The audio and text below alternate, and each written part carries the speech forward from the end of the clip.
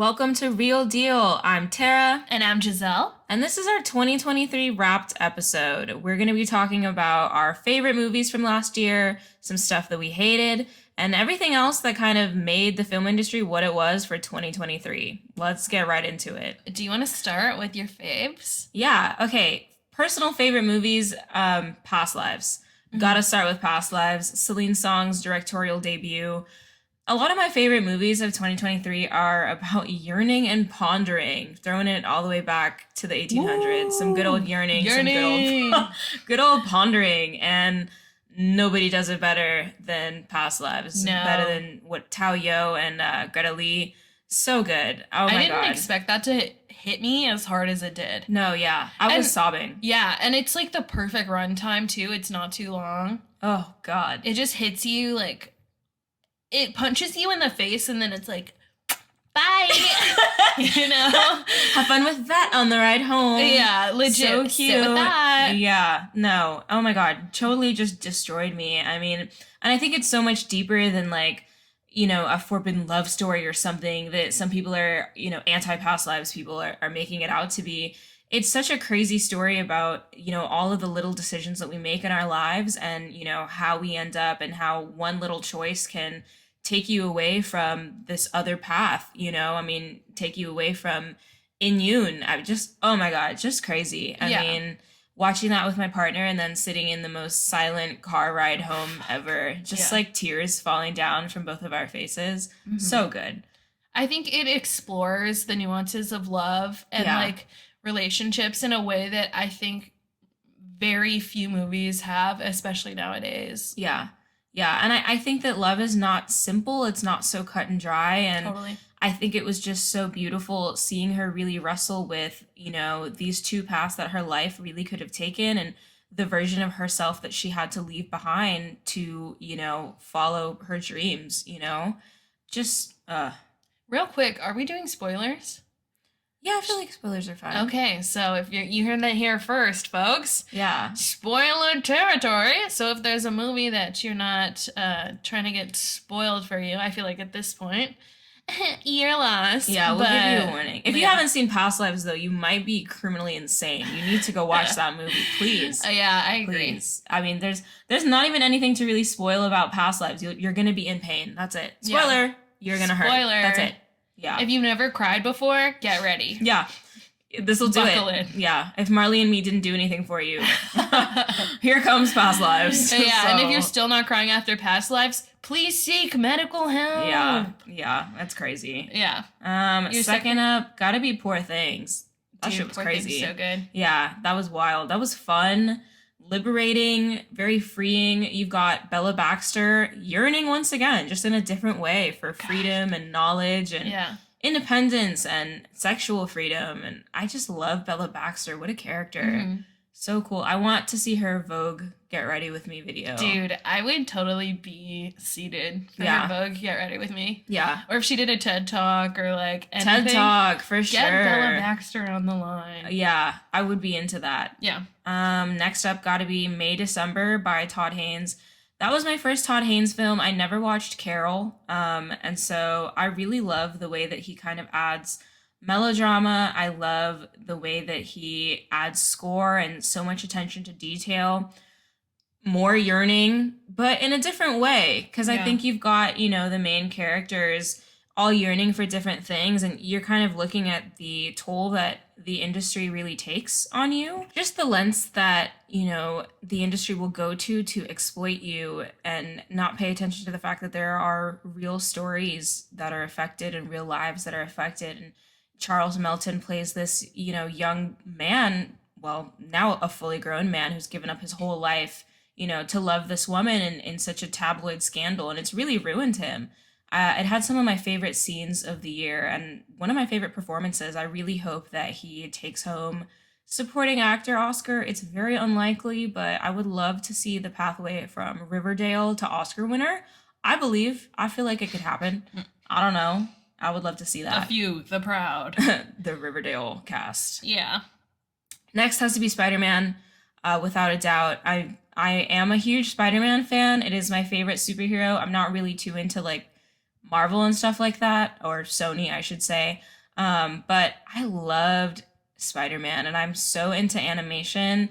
I just thought that it was so groundbreaking and really beautiful. I love Metro Boomin's soundtrack, really dope. And I just, another message of, identity and understanding yourself and growing pains. I just thought that was awesome. That's a can't miss, but I feel like most people have seen that. At least I hope. I hope so. And then last for me, Killers of the Flower Moon. That one was painful and gut wrenching and a true story. And I think that that's absolutely worth everybody's time. Don't be afraid of the 3 hour runtime. Really, I mean, you're a grown adult. You can watch a 3 hour movie. You can sit on TikTok for 3 hours. You can absolutely watch a movie that is 3 hours, and it's absolutely worth your time. So, I mean, that's Scorsese's comeback, for the first time in a while. And you've got Lily Gladstone, who I also hope will be taking home the Oscar. And that one I feel like is extremely likely. And then you've got DiCaprio, who was good, but like, let's talk about Gladstone because that was amazing and much better. I love Gladstone. I love Scorsese. Please go see Killers of the Flower Moon if you haven't. That's probably my tops of 2023. All solid ones. I would say my first fave was Poor Things. If you haven't listened to our episode of Poor Things, please do. We dive into it a lot more in depth. But just echoing a lot of the sentiments that Tara had, like just the themes and the way that Emma Stone really portrays the character, especially knowing that she helped develop it, is really empowering and really like smart. Again, I am a Frankenstein fanatic. Cannot say it enough. Anytime a reanimation is involved, I will watch it.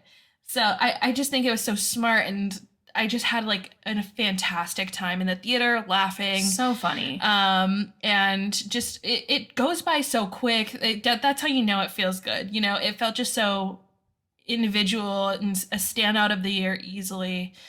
With just amazing performances. And I would say Mark Ruffalo snubbed for supporting actor. Yeah, at the Globes. Yeah, for sure. He was so good, and I think like just different to anything else he's ever played. And then just having Willem is like Cherry the Vincent on top. Price. Yeah, he was just so good, amazing. Again, another one of your picks as well, Killers of the Flower Moon. Yup. So good. I literally left the theater and sobbed for like hours after, and it was just like, oh my God, I can't believe this. And it just resonated so much with me.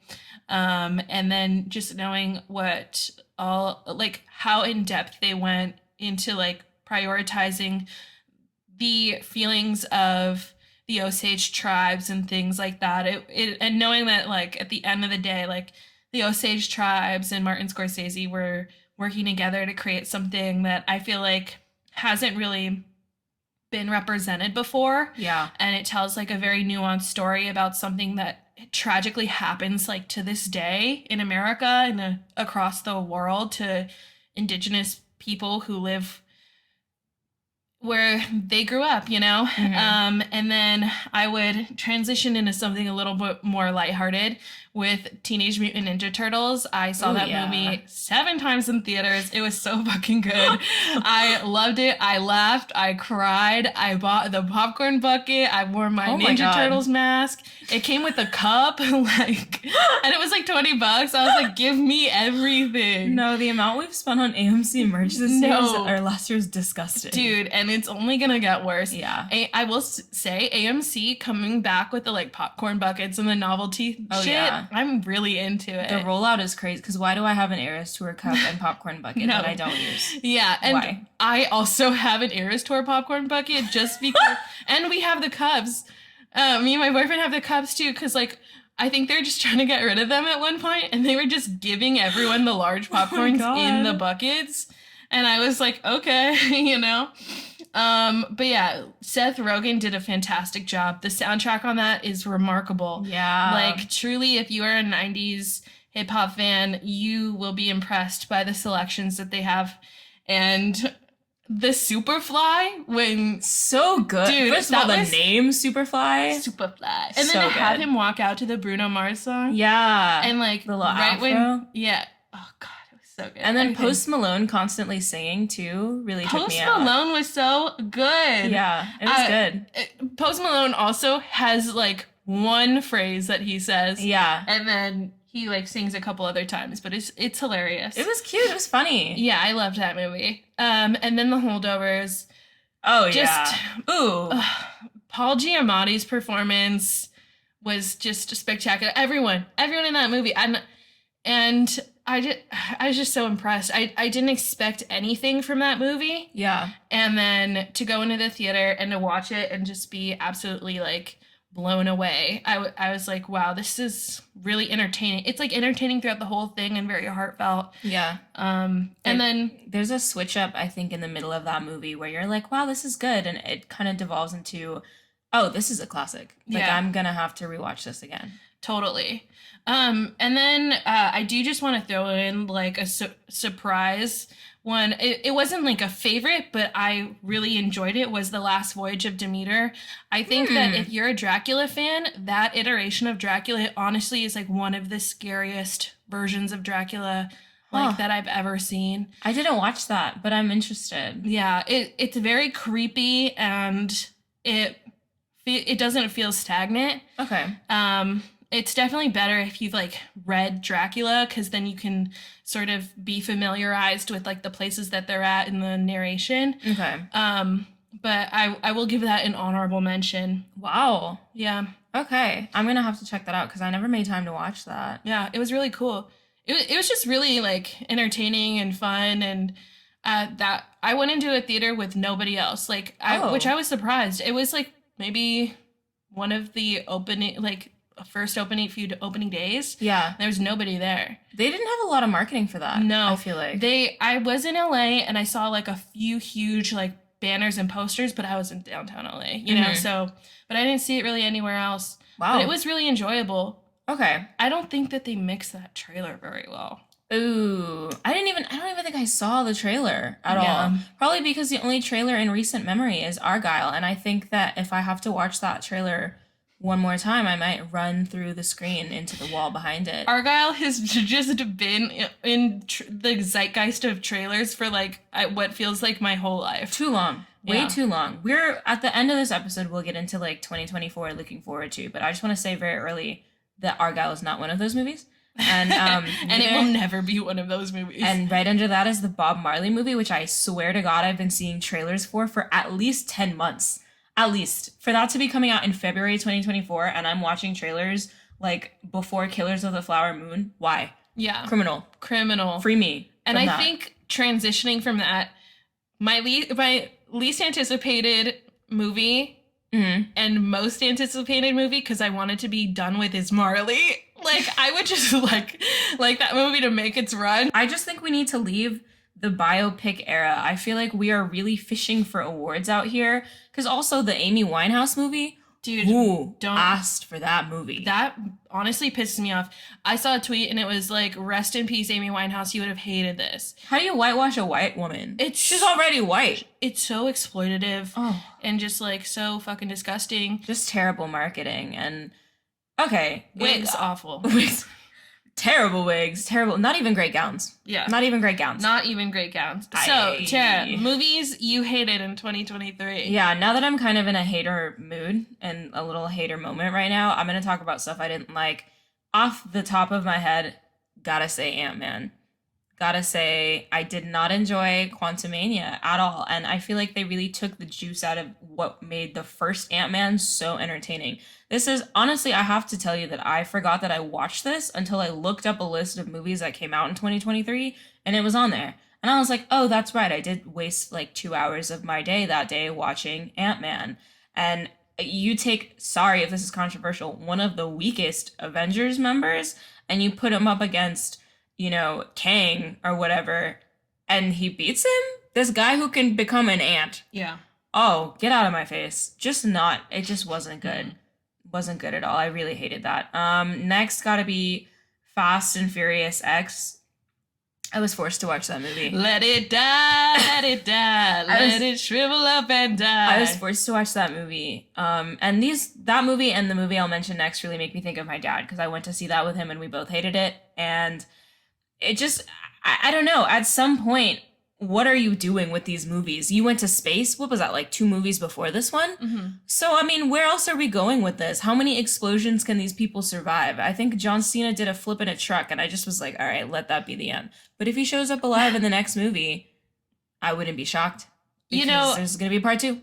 I think Cat Williams wasn't lying when he said Ludacris signed a 20-movie deal contract with the Illuminati. I believe him. No, but I think... when will it end? I think if you're the Illuminati, at least you're producing decent content, right? Like, you've got some power. Yeah, what's that's happening true. here? I don't know. What's going on? You've got the Illuminati, and then you've got Ant-Man, which is, like, jury duty for celebrities. Like, your name comes up, and suddenly you gotta go be in a Marvel movie for something. Terrible. The next is Equalizer 3, which I also watched with my dad, and I told him that I liked it, but I have to say that I actually really didn't. I really hated it, and I'm sorry if he listens to this and is offended. I didn't want to hurt your feelings, but what was that? What was that? I think there was maybe 2 fight scenes, and the second one was the end, and he just, like, kills everybody, and the movie ends, and he lives his happy little life in Italy, and what? Like... What? I just don't feel like that needed 3 movies. I like that Dakota Fanning was in it because I'm a huge fan of Man on Fire. So seeing Denzel again with Dakota Fanning, it did do something for me, but not enough because I still didn't like the movie. I thought that it was really weak. And to release that in the year that you released John Wick 4, jail. I'm sorry, jail. Because putting the 2 of those next to each other, one of the strongest action movies of the decade. And then something that I wouldn't even watch for 5 minutes when I'm getting, like, my teeth worked on at the dentist. Mm-hmm. I would make them turn the channel if Equalizer 3 was on. Just bad. Yeah. What about you? What are your worst? I'm gonna start off with I was a little disappointed with Talk to Me. I will give it its flowers. It was extremely original. Mm-hmm. I just really didn't like the lead. I don't know. She just felt whiny to me. Mm-hmm. And that's it. That's my only qualm with it. I just felt like ha ha ha. Like, you get what you fucking deserve, you know, like, yeah. It was in my Joker era with that a bit, because, I don't know, she was just very annoying to me, but I loved the movie besides that, but I was disappointed in disappointment counts. We should talk character about... disappointment. Yeah. But maybe that was, like, the point. She was supposed to be a little bit whiny. You know, I saw this tweet the other day that said that Barbarian and Talk to Me have their black leads making really questionable decisions. And I've been thinking about that tweet for a few days. Like, interesting. I hear it. Alright. On to the Five Nights at Freddy's. No! Hate. No. Double hate. Loathe entirely. No. Jay Hutch, what were you thinking, baby? Came back on the bad foot. Okay, can we get Josh Hutcherson some better representation here? I agree. He was in, like, 2 bad movies, right? He's in Beekeeper, which is also nothing that's to what write I'm home thinking about. Yeah, not good. Why I don't know. He deserves better maybe movies. they just didn't anticipate people would be so pro Jay Hutch, but we were all rooting for you, girl, and now you're gonna make a second Five Nights at Freddy's. Okay. Yeah. And then Haunted Mansion made me sick to my stomach, disappointed. I wanted to walk out of the theater, but I forced myself because it was the Haunted Mansion name. Yeah. Everything about it just did not flow to me. Well, the Tiffany cast was Haddish, crazy. Owen Wilson, Jared Leto. What were you guys thinking? Like, genuinely, what were you thinking? And I didn't need that movie to fit the original Eddie Murphy one. I don't need a carbon copy of that. I don't want a remake like that. But, like, the story was fucking out of whack, incoherent, didn't make any sense. Acting, I know Disney didn't pay them, like, nothing. No. You know? This just was so god fucking awful. I just hated it. If you're listening to me, Disney, hire me as a writer. I promise you, I'll make you your money back. They're not gonna pay you. We'll get into that later, by the way. They're not gonna pay you. No. That's a whole I know. other issue entirely. Listen. Yikes. Rent hike, rent strike. Yeah, that's crazy. They actually went down a list. Bob was like, who are the worst people we could cast in this movie? I'm shocked that, like, they didn't give Ricky Gervais a spot. I feel like he would have fit right in next to Leto and, like, Hadish. Like, wrap them all up together. Dude, I was just so fucking... Oh, God. I cannot speak enough bad things about that movie. I not worth your time, not worth a rent, not worth anything. If you want to watch the Haunted Mansion, watch the Eddie Murphy one. It's like not that, it's not amazing, but it's entertaining and it's what you want. That's a 5-star movie. Dude, I fear. That's a 5-star movie. You know what? Like, I agree. I know, like, some people are going to be like, the production, acting, you know, it's an old movie. What do you want? It's not by Scorsese. Love that movie. It's great. I love it. It's so good. It didn't need a remake. It missed so many elements of the Haunted Mansion that I just, and love. And the Haunted Mansion is an original, like, Disney, right, like, story. Yeah. So it's like, why did you have all the creative freedom in the world and you chose that? I don't know. You know, it took place in New Orleans, I think, and they could have done so many cool things with that. Mm-hmm. You know, they could have casted so many better people. Anyways, not a strong year for Disney, to be honest. On that note, I mean, you have Wish, which didn't make any noise. Elemental, which was a good movie, but the marketing really pictured that as some kind of Romeo and Juliet story between elements. And you guys, that movie is a story about immigration. Yeah. And you wouldn't even know that because the marketing was really poor. It was beautiful. I loved it. I thought it was cute. I teared up a little bit and I gave it a whole extra half-star on Letterboxd just for that. It was cute. It was nice. Not a strong Disney year. And you know what? That's what they deserve. So that's what they deserve. On the topic of good marketing, we cannot talk about 2023 and not talk about Barbenheimer. What just a monster. Like, fantastic marketing. Oh, yeah. Fantastic everything. The way that Greta Gerwig put her whole Gerwussy into that marketing. And I have to give it to Margot Robbie, too, because she was wearing that Superstar Barbie outfit, like, at the Golden Globes the other night, and I was like, oh my God, she's still committed to the bit. No, she was pulling archival pieces, and I really loved the commitment to that. I found it so enjoyable, and I'm not a big fan of, like, her style aside from this movie. She's somebody like Megan Thee Stallion where I really wish that she would fire her stylist because sometimes she wears things and I'm like, girl, who picked that out? Yeah. But I really did like the Barbie looks. Those were fun. Yeah, Barbenheimer, what an insane phenomenon that was. I mean, Scorsese himself even said that those movies saved cinema. So I agree. Just diving a little bit into that, you guys are familiar with Barbie. Hopefully you're familiar with Oppenheimer by Christopher Nolan.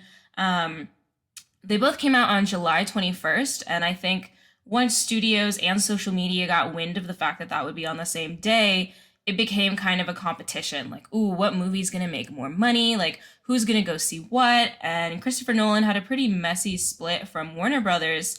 I don't know if that had anything to do with them pitting Barbie to be on the same release day as Oppenheimer, but it made for one of the greatest, movie turnouts that I've seen in my life. And I know it was initially supposed to be some kind of competition, but I think so many people went and did double features. I know that I did. I know that, Barbenheimer really made it like, okay, we're all going to go out and we're going to watch both of these movies and we're going to dress up. And I thought that was so fun and so interesting. I think you've got two movies that are kind of on the opposite end of the same coin here. You've got one film about a classic toy doll who's having an existential crisis and she represents every woman searching for purpose. And then the other about this intelligent and troubled man who finds his purpose, pursues it, and then, he lays a path to death. Two totally opposite movies that really worked as a double feature together. Yeah, and I think that was also really worked in the favor of the double feature because all of the actors were like getting asked about it and they're like, oh, Barbenheimer. Yeah. And then they played with it too. Yeah, they played it along with it and that made it more fun. Mm-hmm. And like just people dressing up is So fun. it was so fun, and that's never like I agree, like never been done in like my adult lifetime Yeah. before where people were that committed to it. And just like the costumes that people were putting out, and I think it was cool too, to like maybe I know like double features have happened in the past of Yeah. like two big box office smashes, Yeah. but like not really in the age of like social media, TikTok. and so everyone was sharing this stuff and getting hyped on it together as like a collective, and I feel like it was so global too. Yeah. And I feel like that's also what hyped up like everyone to be like, yeah, Barbenheimer double feature, and also the movie theaters putting in like effort to really push the like Barbie, Oppenheimer, or Barbenheimer decor. It was really cool. Yeah. Barbie's marketing campaign was nuts. I mean, it was everywhere. She had shoes at Aldo. You know, she had stuff anywhere that you think. And Barbie Mattel is already such a powerful and globally known name and company, but I think that this really just pushed it over the edge. And I mean, dressing up and getting, you know, all cute and pink, and then you go to the theater and it's families and it's men wearing pink and it's hi Barbie everywhere. So much fun, you Oh know? my god. When I was at the theater, there was a guy dressed in like an Oppenheimer outfit, and he walked past me and my friends and he said, "Hi Barbies." And So I was cute. like, "Oh my god." So cute. It just Yeah. was so nice. And you bet your ass I went and did that double feature. Oh, 100%. You Yeah. couldn't have done it. Okay, what order? What order did you go in? I feel like it matters. I can't remember. I think I watched Barbie first, and then I watched Oppenheimer. I think you did because you watched Oppenheimer at like 11 p.m. Yeah, And you're right. You were out at like 2. I was out really late. Yeah. I did do that. Yeah, I did Barbie first and then Oppenheimer after because I was like, you know what? I don't want to go into, I don't want to, you know, we didn't have any expectations. And I feel like Greta Gerwig did such a good job with the trailer where I didn't know what to expect. And I think so many men in my life were like, oh, Barbie, like that's like a girl, like a toy movie, like a kid movie. And then you go and watch it and you're watching full grown women have existential crises on screen. So good, you know, and then you go and you leave that feeling like, wow, I love being a woman. Also, I should probably fucking call my mom today. And you go to Oppenheimer and you're like, oh, wow. Oh, I've never felt joy in my life, actually. Doomed. Doom. Yeah. Doom, gloom, destruction. Do people deserve to live? Should we be making decisions for future generations? You don't want to reverse that order. I think Barbie first was like the correct choice. Yeah, I agree. Yeah, I think both movies made about 244 million opening weekend, which made it the 4th largest opening in US history. So that was pretty cool. That was a cool thing to be a part of, to go and document. And yeah, I partook in Barbenheimer. Like, that was fun. That was cool. Yeah, it really feels like maybe it's just me, but there seems to be like a rush of like people going to the theater that I haven't experienced in a really long time. Yeah, I definitely think so. And I think we can absolutely credit Barbenheimer for some of that. I mean, I think there were movies where TikTok was kind of making people like, ooh, maybe I should check that out. I know with Barbarian and The Menu in 2022, like social media really made people want to pop in the theater for those. But Barbenheimer was insanity. That was crazy. Yeah. If you didn't book those tickets early, you were not going to go see those movies. So, and it carried straight through the year. Truly a phenomenon to into 2024. Yeah. Yeah. And now we've got award season approaching, and I'm very interested to see how that does. Yeah. So, yeah. The next thing that I feel like we have to talk about that we kind of mentioned earlier is the negative side of the industry, which was the strikes. Not that the strikes themselves are negative, but the fact that people have to do that. Yeah, I think it's just kind of ridiculous that you wouldn't have these great movies and TV shows, you wouldn't have all this content without your writers and without your actors. And we had the Screen Actors Guild strike from July to November, and then the Writers Guild Association strike from May 2nd to September 27th. So for a lot of the movies that we have been mentioning, if there's any that you feel like you maybe haven't heard of or you didn't see marketing for post Barbenheimer, it is probably because marketing wasn't allowed for it. So during these strikes, a lot of the writers, you know, did not show up to work. And then when the actors' strike started, that meant any promotional content, any interviews, red carpet, events, anything like that wasn't allowed. So that was a big moment, I think, for entertainers and for, you know, real movie lovers alike. Yeah. Trust and believe, we are not going to be scabs. Oh, no. So we were not at the theater renting new movies. We were very in support of what the SAG and the WGA were striking for, and we are totally in like full support of them. Yeah. In that time, we did 48 hours of A24 Yeah. films after they were cleared, and you know, we just were watching movies that we hadn't seen before. Yeah. From like the past. We were in early stages of planning this podcast actually, and we found out that a lot of content creators and influencers who make it their jobs to talk about movies or to talk about scripts or TV or whatever it is, they were also barred from being able to talk about any movies really that weren't cleared by the WGA or SAG. And so that really kind of left, I think, Neon and A24. And so, you know, as we were preparing for this podcast, because we weren't really sure how long the strikes were going to take place, we were like, okay, well, we can watch A24 movies. So we watched 48 hours. Not that anybody was like, oh, you need to do it in 48 hours or we'll like take out your kneecaps. We just wanted to have fun. We just wanted to like see how sleep deprived we could get while watching those films. But that was a big part of 2023, I think, is just, you know, normal people seeing how much work actors and screenwriters and scriptwriters put into their work. You know, we wouldn't have the entertainment industry without them. And I think that really brought attention to people scabbing, like Drew Barrymore. And if she had waited a week, the strike would have ended. Isn't that crazy? That's crazy. Like, you have tarnished your reputation. You've tarnished, you know, your workplace, all because you wanted to scab. Like, that was crazy. You could have just waited. Yeah. I mean, it's just really unfortunate that some people felt the need to cross that picket line. Yeah.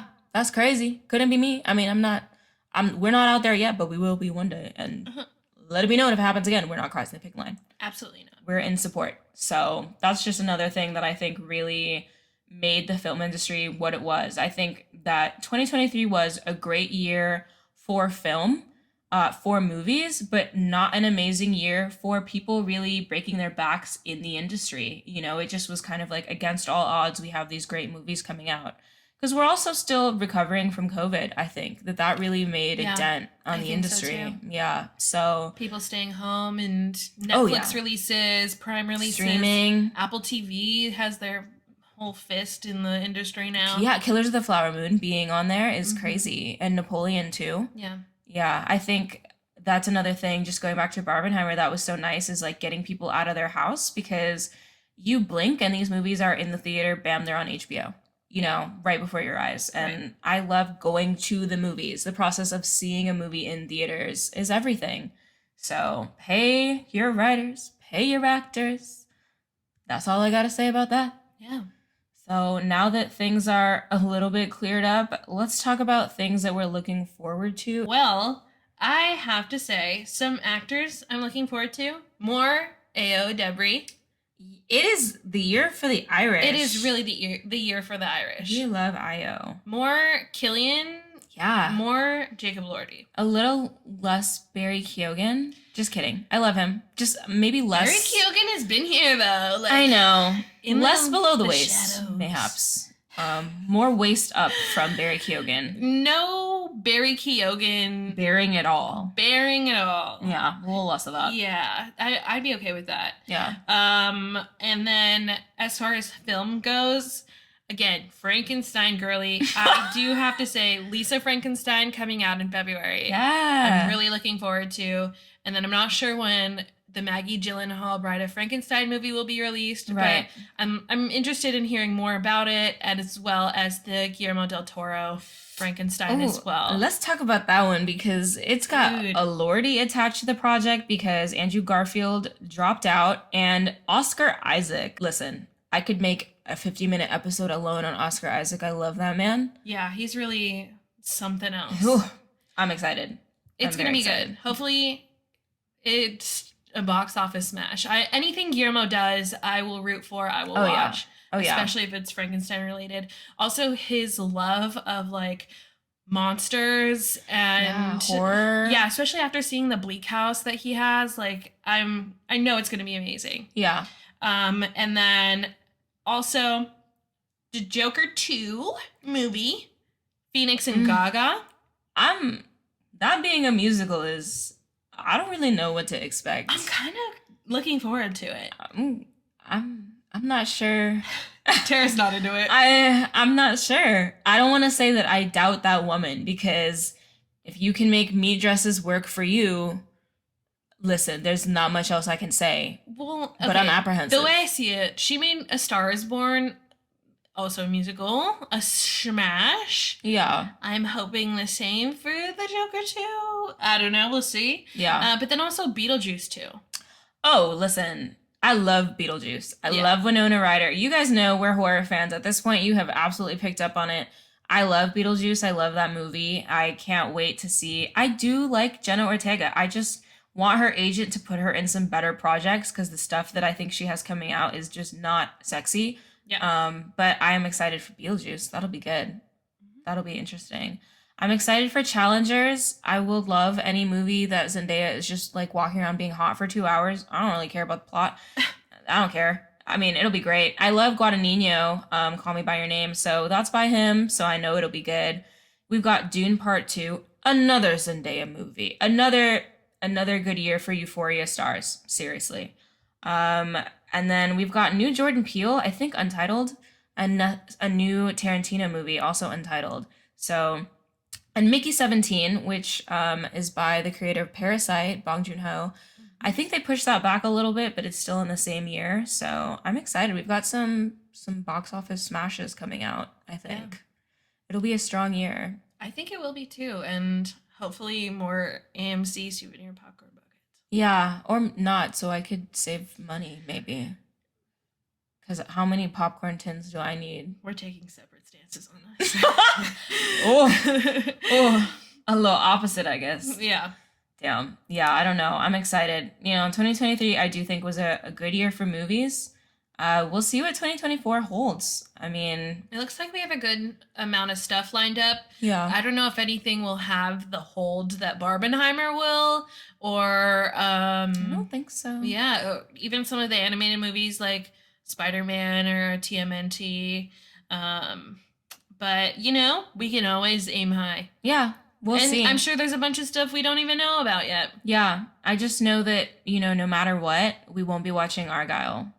Or Marley. Actually, you know what? Let me correct that statement, because Jazelle and I talked earlier about how we don't watch movies that we know are going to be bad. Oh, wait. Do we have to watch Argyle and Marley? We do. Because prior to this podcast, we're watching movies for fun. And so we've decided that since we're going to be doing this and talking to you guys about movies, good or bad, we do need to expand our palettes and you're right. Watch movies that suck. So we're going to try to watch more movies that suck for you guys so that we can tell you not to go watch them. Mm-hmm. So the first of the year for 2024 will be Mean Girls. Skip that one. Don't watch it. Skip it. Yeah. So, I mean, we've got a long year ahead of us. Lots of content. I think next we're really going to try to cover award season. Yeah. So stay tuned. Yeah, 2024 is off to a good start. Thanks for tuning in, you guys. Yeah. See you next week. See you in the next one. Bye.